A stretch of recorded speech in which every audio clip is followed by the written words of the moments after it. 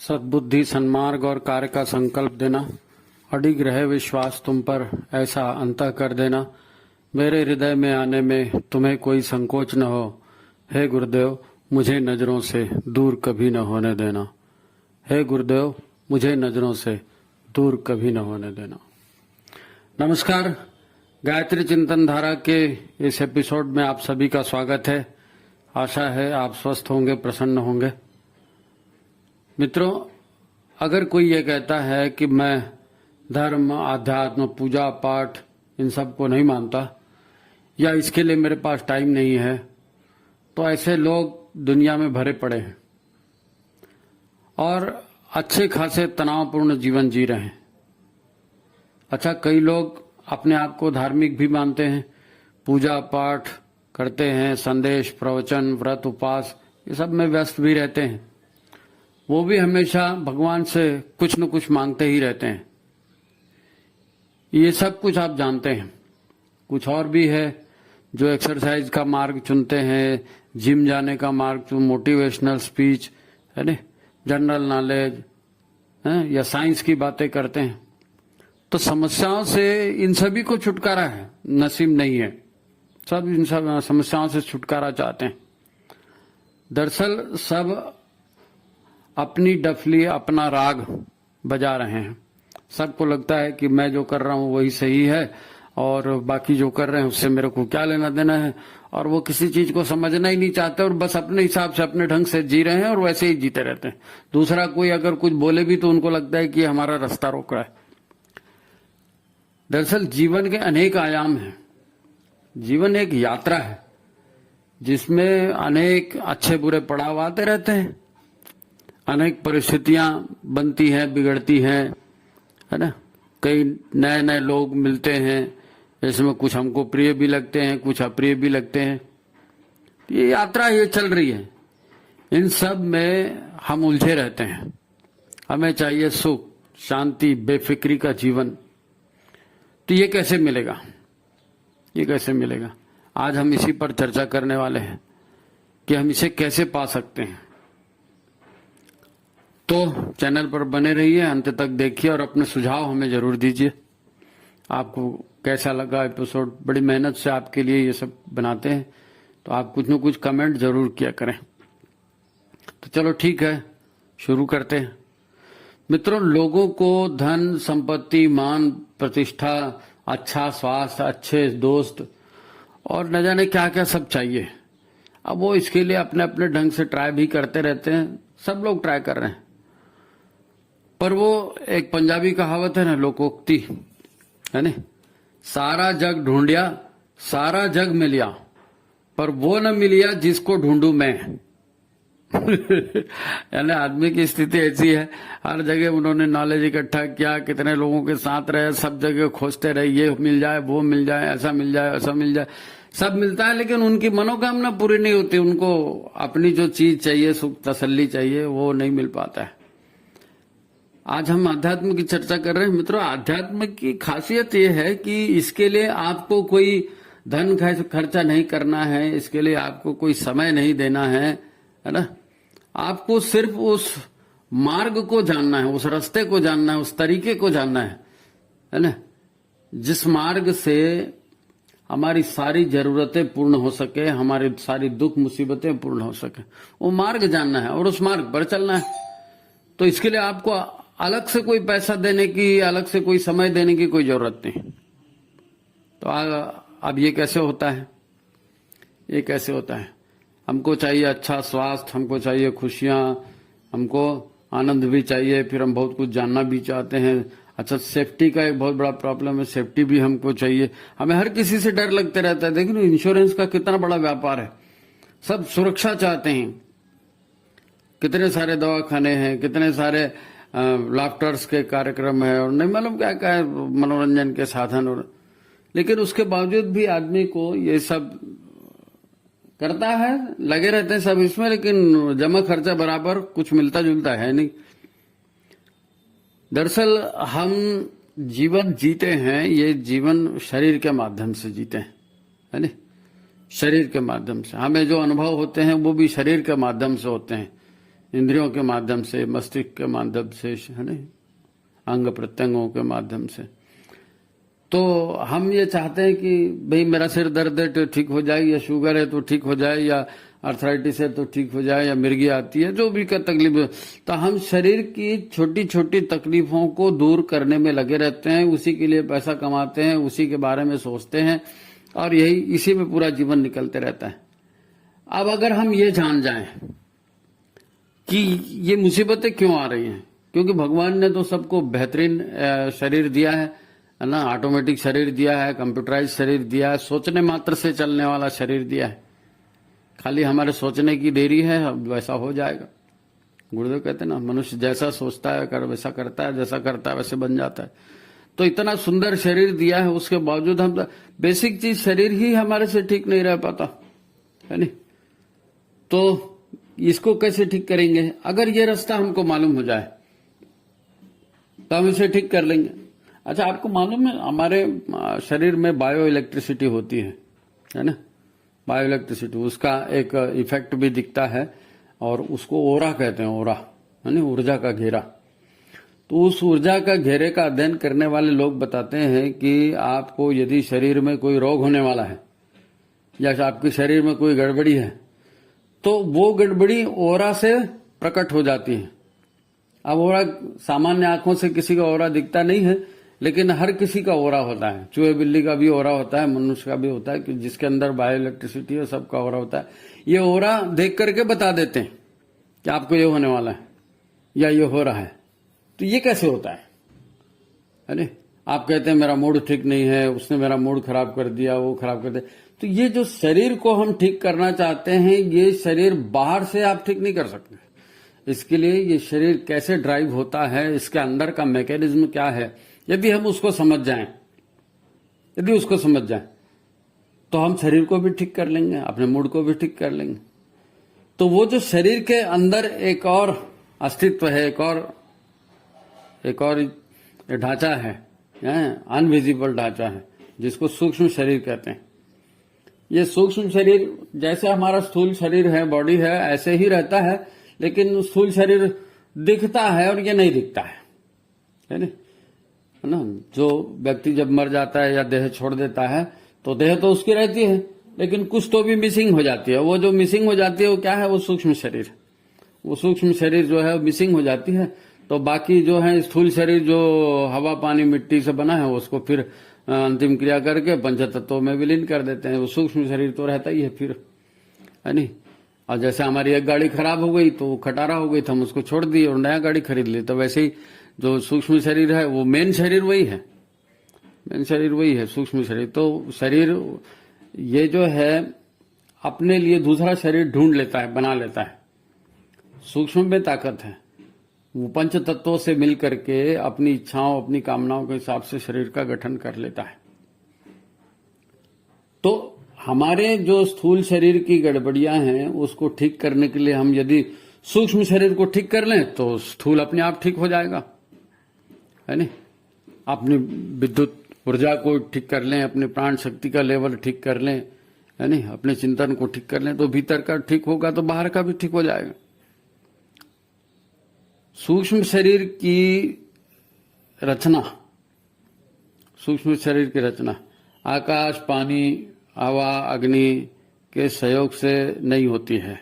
इनसे स्थूल शरीर बनता है, लेकिन सूक्ष्म शरीर कहाँ से बनता है? सूक्ष्म शरीर बनता है मन से, बुद्धि से, इंद्रियों से, चित्त से और अहंकार से। हम अपने बारे में क्या सोचते हैं, हमारे अंदर कैसे संकल्प हैं, हमारे अंदर कैसे संस्कार हैं, है ना। हमारी इंद्रियां क्या चाहती हैं, क्या करती हैं, हमारा मन में क्या क्या भरा पड़ा है, इन सब से हमारा स्थूल शरीर प्रभावित होता है। भीतर अच्छा रहेगा, मन अच्छा रहेगा, इंद्रियां परफेक्टली काम करेंगी, चित्त शांत रहेगा और रचनात्मक प्रवृत्तियों की ओर होगा।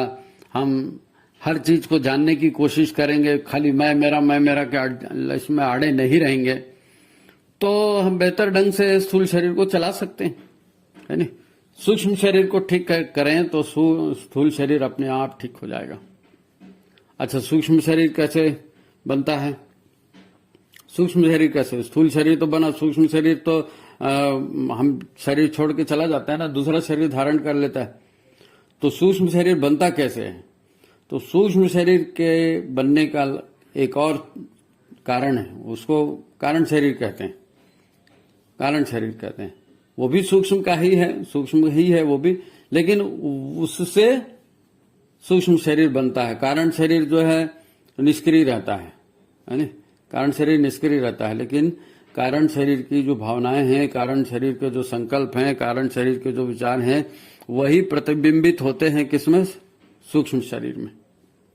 सूक्ष्म शरीर में या जितने भी आपने सुना होगा भूत प्रेत, है ना, तो प्रेत अलग से योनि है, अलग से योनि है, ऐसी योनि है जिसमें स्थूल शरीर नहीं होता और आदमी अपनी कामनाओं, अपनी इच्छाओं के माध्यम से जिंदा तो रहना चाहता है, लेकिन स्थूल शरीर नहीं है। स्थूल शरीर किन्हीं कारणों से छोड़ दिया गया, मर गया है, जैसे भी है। तो उन कामनाओं को पूरा करने के लिए फिर वो बिना शरीर के भटकते हैं यहां वहां। अब उनको खाते नहीं, चूंकि शरीर नहीं है तो इंद्रिया नहीं है, इंद्रिया नहीं है तो खाते पीते भी नहीं बनता, कुछ काम करते भी नहीं बनता, लेकिन चाहत तो है ना, भावनाएं हैं, तो वो फिर तड़पते रहते हैं, कैसे पूरी होगी? तो किसी दूसरे के शरीर को पकड़ते हैं। खैर वो विज्ञान अलग है ना।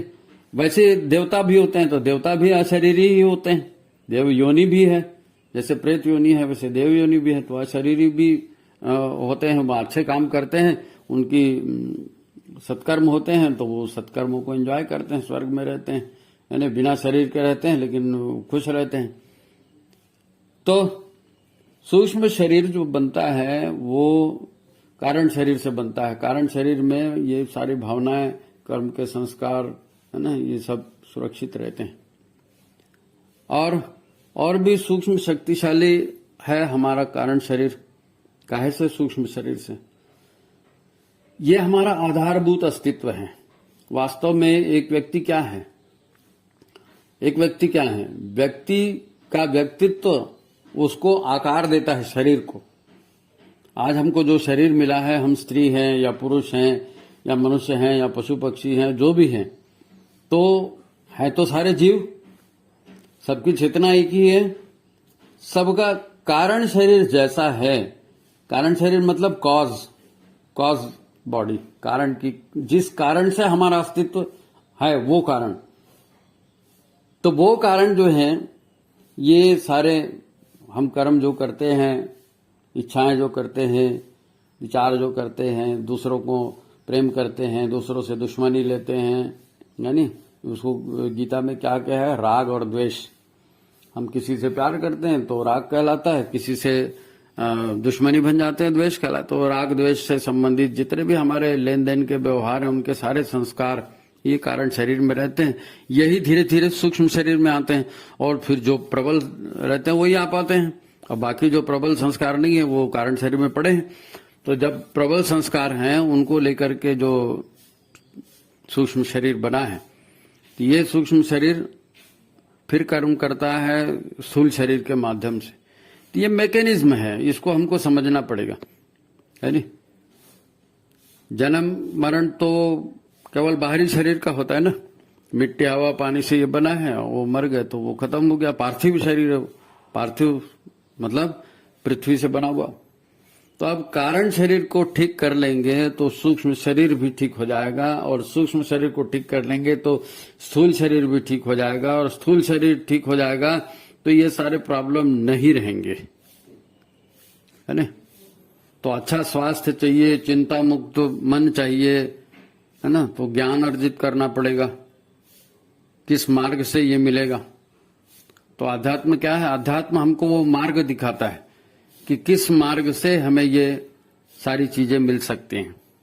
अब इसके लिए अलग से कोई टाइम देना नहीं है, अलग से कोई पैसा खर्चा करना नहीं है, है ना। ये माला जाप करो, वो पाठ करो, वो तीर्थ करो, वो कथा करो, वो कोई उसका इससे अध्यात्म से सीधा सीधा कोई लेना देना नहीं है। वो एक कर्मकांड है, वो तौर तरीके हैं, उस माध्यम से भी जाना जा सकता है, नो डाउट। लेकिन आप डायरेक्ट भी पा सकते हो। तो आप स्थूल शरीर को ठीक करने के लिए सूक्ष्म शरीर को ठीक करिए, और सूक्ष्म शरीर को ठीक करने के लिए अपने कारण शरीर को ठीक करिए। कारण ही सारे कर्मों का लेखा जोखा है, कारण ही सारा स्टोर है जिसको हम अनादिकाल से हमारी चेतना क्या माध्यम से ढो रहे हैं हम। उस कारण शरीर को ठीक करना है, कारण शरीर को ठीक करेंगे। अब वो कारण शरीर कैसे ठीक होगा, कारण शरीर कैसे ठीक होगा? देखो क्या होता है कि आपको मान लीजिए कोई काम कराना है, तो आपको हेल्थ से संबंधित काम है तो हॉस्पिटल में जाएंगे तो हॉस्पिटल के बॉस को पकड़ेंगे, कोर्ट से संबंधित काम है तो कोर्ट में जाएंगे, फिर वकील को या जो जज है उसको पकड़ेंगे, है ना, थाने में जाएंगे तो पुलिस अधिकारियों को पकड़ेंगे। अब ये सारे छोटे छोटे लोग होते हैं। अब इनसे ऊपर आपको काम कराना है तो आप फिर मुख्यमंत्री को पकड़िए, मुख्यमंत्री से और ऊपर का काम कराना है तो आप डायरेक्ट प्रधानमंत्री को पकड़िए। अगर प्रधानमंत्री आपको भला करना चाहे तो कौन रोक सकता है? कोई मुख्यमंत्री रोकेगा, कोई कलेक्टर रोकेगा, कोई थाना डीएसपी एसपी रोकेगा? नहीं साहब, प्रधानमंत्री का आदेश। तो हम जो है स्थूल शरीर को ठीक करना चाहते हैं तो ठीक है, आप सूक्ष्म को ठीक करिए, लेकिन सूक्ष्म को भी ठीक करना है तो आप कारण को ठीक करिए, मेन को पकड़ो, फिर सब ठीक हो जाएगा। अब वो मेन कैसे पकड़ेंगे, मेन कैसे पकड़ेंगे? तो पतंजलि जो है, पतंजलि जी है, उन्होंने इस पर योग का पूरा सिद्धांत जो रचा है, तो योग के सिद्धांत में पहली सीढ़ी वो बताते हैं। योग माने क्या? योग माने ईश्वर से जुड़ना। बोलते हैं ईश्वर से जुड़ना, लेकिन ईश्वर क्या है? सच्चिदानंद स्वरूप है ना। तो आप अच्छे चित्त वाले रहेंगे, आनंद स्वरूप जीवन जिएंगे, है ना, और सदा शाश्वत बने रहेंगे और मुक्त रहेंगे। तो यही तो मतलब चिंता मुक्त रहेंगे तो यही तो जीवन चाहिए ना हमको, और कौन सा चाहिए? तो इसी को परमात्मा से मिलना कहा है कि परमात्मा से मिल गया एक बार, मतलब सब हो गया, ठीक हो गया। तो योग अपने आप को परमात्मा से जोड़ना, योग। अब वो आसन प्राणायाम करते हैं, बहुत सारे लोग करते हैं, वो अपनी अपनी बीमारी को ठीक करने के लिए, रोग ठीक करने, वो सब अलग बात है। जैसे धर्म अलग चीज है, अध्यात्म अलग चीज है, वैसे ही ये सारे कर्मकांड हैं, ये सारी एक्सरसाइज है, ये अलग चीज है, अध्यात्म अलग चीज है। अध्यात्म आपको अपने सुप्रीम बॉस से परिचय कराता है, हमारे जीवन का अधिष्ठाता कौन है उससे परिचय कराता है। तो अब कारण शरीर को कैसे ठीक करें? कारण शरीर में बहुत सारा कचरा पड़ा है, कारण शरीर में बहुत सारे कर्मों के विपाक पड़े हैं और न जाने कहां कहां के संस्कार पड़े हैं। तो वो कारण शरीर को कैसे ठीक करना? तो सबसे पहले तो यही है कि कारण शरीर को जान ले कैसे ठीक होता है। तो कारण शरीर ठीक होता है सद्विचार से और सद्भाव से। सद्विचार और सद्भाव, कारण इसी से बना है। कारण शरीर है क्या? कुछ विचार हैं और कुछ भावनाएं हैं, भावनाओं से संकल्प बने हैं, है नहीं? विचार प्रेरणा देते रहते हैं, एक स्टाइल है अपनी, उसी लीक पर आप चलते हैं। तो कारण शरीर जिन तत्वों से बना है वो है विचार और भाव। तो इन विचार और भावनाओं को हम ठीक कर लें, ये खुराक है कारण शरीर का, इसको हम ठीक कर लें, है नहीं? आपने सुना होगा नारा, भारतीय संस्कृति के दो निर्माता, यज्ञ पिता गायत्री माता, है नहीं? तो यज्ञ जो है सद्भाव की बात करता है और गायत्री सद्विचार की बात करती। सद्विचार, सद्भाव, सत्कर्म, इसी से तो सब कुछ ठीक होता है, इसी से सब कुछ ठीक होता है। तो विचार को ठीक करना और भावनाओं को ठीक करना। तो पतंजलि जी ने इसी को लेकर के योग से जुड़ने के 8 चरण, ये सारी खुशियां, ये सारे दुख दूर हो जाएं और आप बिल्कुल परमात्मा से मिलन का, वो बोलते हैं ना, वैकुंठ धाम या गोलोक या जो भी इसका इष्टाराध है, वहां रहने का आनंद, यानी परमात्मा की संगत का आनंद पा सकते हैं योग के द्वारा। तो ये योग के द्वारा संगत आनंद पाएंगे तो कैसे माध्यम से? उसका माध्यम क्या है? सद्विचार और सद्भाव। अगर आप पूजा पाठ कर रहे हैं, सत्संग कर रहे हैं, दान कर रहे हैं, पुण्य कर रहे हैं, फलाना कर रहे हैं, ठिकाना कर रहे हैं, उससे यदि आपके विचार ठीक नहीं हो रहे हैं, यदि उसके आपकी भावनाएं ठीक नहीं हो रही, तो फिर उसका क्या रिजल्ट निकलेगा? क्योंकि वो कारण शरीर तक तो अप्रोच पाएगा ही नहीं। भक्ति, पूजा पाठ, योग, प्राणायाम, इन सब का हेतु क्या है, उद्देश्य क्या है? इन सब का हेतु यही है कि हमारे विचार ठीक हों, हमारे भावनाएं ठीक हों, ताकि हमारा कारण शरीर ठीक बने। कारण शरीर ठीक बनेगा तो बाकी तो आप वैसे ही खुशियों का खजाना पा जाएंगे। तो ये कारण शरीर कैसे ठीक होता है? सद्विचार और सद्भावनाएं कैसे पैदा होती है? तो पतंजलि जी कहते हैं कि इसके लिए शुरुआत की जाती है यम और नियम से। उन्होंने अष्टांग जो बताया है, यम, नियम, आसन, प्राणायाम, प्रत्याहार, धारणा, ध्यान और फिर ईश्वर में विलीन समाधि। लेकिन बेस क्या है उसका? उसका बेस है यम और नियम। अब ये यम और नियम पालन करके ऐसा नहीं है कि आप नहा धो करके बैठे हो और पूरब की तरफ मुंह के और इधर मुंह के और वो माला और वो कपड़ा और वो सब की कोई जरूरत नहीं है, वो सब की कोई जरूरत। 5 यम है और 5 नियम है, मतलब ये कानून है, ये नियम। आप जो भी जिंदगी जी रहे हैं उसको इस पैटर्न पर जिए। कोई आपको खाने पीने के लिए मना नहीं कर रहा है, कोई पिक्चर देखने के लिए मना नहीं कर रहा है, पैसा कमाने के लिए मना नहीं कर रहा है, लेकिन वो कैसे करना है आपको? तो आपको यम और नियम के आधार पर जीना है। कुछ उसके रूपरेखा, कुछ उसका रास्ता है। यम क्या है? यम कहते हैं, यम के 5 भाग हैं। सबसे पहले भाग अहिंसा है ना।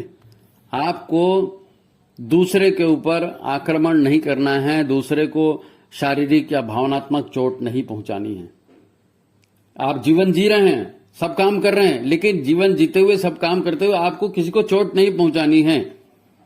दूसरा, सत्य पर आपको आचरण करना है। सत्य बोलना मतलब खाली सच बोल दिया ऐसा नहीं। आप ऐसा आचरण करें जो प्रकृति के नियमों के अनुसार है और जिससे किसी का नुकसान नहीं होता और जिससे सृजन होता है, कल्याण होता है, सबके साथ न्याय होता है। सर्वे भवन्तु सुखिनः, ये वाली बात आती। तो अहिंसा भी नहीं करना है, सत्यपूर्ण आचरण भी करना है। और अपरिग्रह मतलब जरूरत से ज्यादा संग्रह आपको नहीं करना है। नहीं साहब, मेरे को एक गाड़ी वो चाहिए, एक गाड़ी वो भी चाहिए, इस तरह के कपड़े चाहिए, इस तरह के बिचड़े 4 हैं तो 14 और चाहिए, तो बहुत सारा आप इकट्ठा कर लेते हैं सामान घर में। अब इतना सामान हो जाता है कि घर में आदमी रहने के लिए जगह नहीं है। तो आप उतना ही सामान रखिए, उतनी ही जरूरत की चीजें ही रखिए, ताकि आप अपरिग्रह के स्तर पे आ सकें। अहिंसा के स्तर पर जीवन जीना है, सत्य के स्तर पर जीवन जीना है, और बहुत ज्यादा भौतिक वस्तुओं का संग्रह आपको नहीं करना है। उसके बाद चौथा यम है अस्तेय। अस्तेय का मतलब होता है दूसरे का हक नहीं छीनना। आप रिश्वत ले रहे हैं, किसी को धोखा दे करके लाइन में आगे चले गए, है नहीं, किसी को ड्राफ्ट करा दिया, नहीं, षड्यंत्र से जो भी अपन दूसरे का हक छीनते हैं, शॉर्टकट से जो भी हक छीनते हैं, वो है। तो अस्तेय जो है, अचौर्य भी कहते हैं इसको, ये भी आपको नहीं करना है। और 5वीं चीज है, यम 5वां यम ब्रह्मचर्य का है। ब्रह्मचर्य मतलब ईश्वर की विधि व्यवस्था के अनुसार जीना, ईश्वर को सर्वव्यापी न्यायकारी मानकर उसके अनुशासन में जीवन जीना, ये ब्रह्मचर्य। ठीक है। तो ये 5 यम हैं। अब इसके लिए बताइए, अलग से कोई समय देना है आपको? कोई समय नहीं देना है, लेकिन इन सब से आपका कारण शरीर सुधरेगा, कारण शरीर के भावनाएं सुधरेंगी, कारण शरीर का डिपॉजिट है वो खत्म होगा, है नहीं। और नियम क्या है? नियम जीवन जीने के नियम है कि आपको जीवन किस प्रकार से जीना है। तो जीवन में नियम में सबसे पहला नियम है शौच। शौच मतलब आप कहेंगे लेटरिन का नाम ले रहे हैं। अरे भाई, शौच माने जो जहरीली वस्तुएं हैं, जो अनुपयोगी वस्तु हैं, उनको शरीर से बाहर करना, विष तत्वों का निष्कासन, ये शौच है। और ये तो वैसे ही आप टेंशन में रहते हैं तो आप बोलते नहीं यार ये बात दिमाग से निकल रही नहीं रही, तो उस बात को दिमाग से निकाल देंगे तो शरीर नॉर्मल हो जाएगा। शौच मतलब खाली लेटरिन बाथरूम वाली बात नहीं है। आप ये मान के चलिए कि सारे विष तत्व, गंदे विचारों को निकालना भी शौच है। और दूसरा संतोष। आप जीवन ऐसे जिएंगे कि आप बुराइयों से दूर रहेंगे, और जो भी आपको कर्मों का रिजल्ट मिल रहा है, आप कर्म कर रहे हैं अच्छे के लिए, उससे आपको जो भी परिणाम मिला, अब आप ये मत सोचिए उसकी वजह से ऐसा हो गया, उसकी वजह से ऐसा हो गया, नहीं। जो मिला है आपने किया है, आपका काम था परिस्थितियों को जानना, समझना, करना, किया, अब जो मिला वो मिला। तो संतोषपूर्ण जीवन, शौच, संतोषपूर्ण जीवन और तपपूर्ण जीवन। क्योंकि आप खाली संतोष करके बैठे रहेंगे तो कैसे काम चलेगा? आपको काम तो करना पड़ेगा, तपस्या तो करनी पड़ेगी। काम करेंगे, तपस्या करेंगे, कैसे तपस्या करेंगे? अगर आपको ज्ञान नहीं है तो ज्ञान प्राप्ति के लिए आपको स्वाध्याय करना पड़ेगा, है नहीं। तो शौच, संतोष, तप, स्वाध्याय, और आखिरी में ईश्वर प्राणिधान। क्योंकि हम संसार में जी रहे हैं, अनेक तरह के लोग हैं, अनेक तरह के विचार हैं, कुछ हमारे कर्मों के प्रारब्ध हैं, कोई हमको कुछ देने जन्मा है, कोई हमसे कुछ लेने के लिए जन्मा है। सब पिछले जन्मों के लेन देन भी रहते हैं, आधी व्याधियां भी रहती हैं, बहुत सारी चीजें रहती है। तो ईश्वर के ऊपर दृढ़ आस्था रख के कि हे भगवान, हमने स्वाध्याय किया, हमने जानकारी इकट्ठी की, हमने तप किया, हमने बुराइयों को अपने से दूर रखने की कोशिश की, अब जो रिजल्ट मिला ठीक है भगवान ने दिया, ठीक है भगवान ने दिया। तो ये नियम है, आपको 5 यम का पालन करना है, 5 नियम का पालन करना है। ये आध्यात्म का मूल है, ये धर्म का सार है, यही करणीय है। यदि आप इनको करेंगे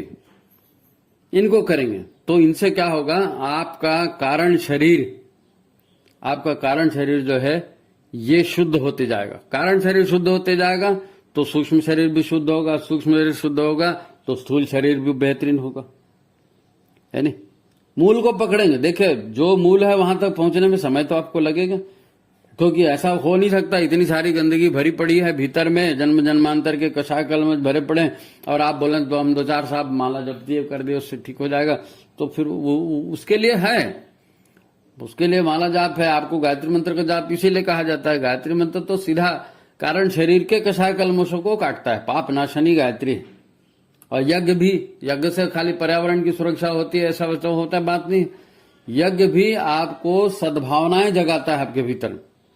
यज्ञ रूप प्रभु हमारे भाव उज्जवल कीजिए, छोड़ दे में छल कपट को मानसिक बल दीजिए। तो यदि यम और नियम का आपको ठीक से पालन करना है तो गायत्री और यज्ञ ये उसका उपाय है। अब क्या हुआ, शरीर को ठीक करना है, स्थूल शरीर को, तो सूक्ष्म शरीर को ठीक करना है, सूक्ष्म को ठीक करना है तो फिर कारण को ठीक करना है, कारण को ठीक करना है तो यज्ञ और गायत्री है नहीं, यम और नियम है। इसी के आधार पर हमको जीवन चलाना है, इसी के आधार पर जीवन चलाएंगे तो ये सारी बातें बनेंगी। मित्रों, ये बहुत सारे कर्मकांड होते हैं, बहुत सारे रीति रिवाज होती हैं, परंपराएं होती हैं, लेकिन उसका मूल क्या है?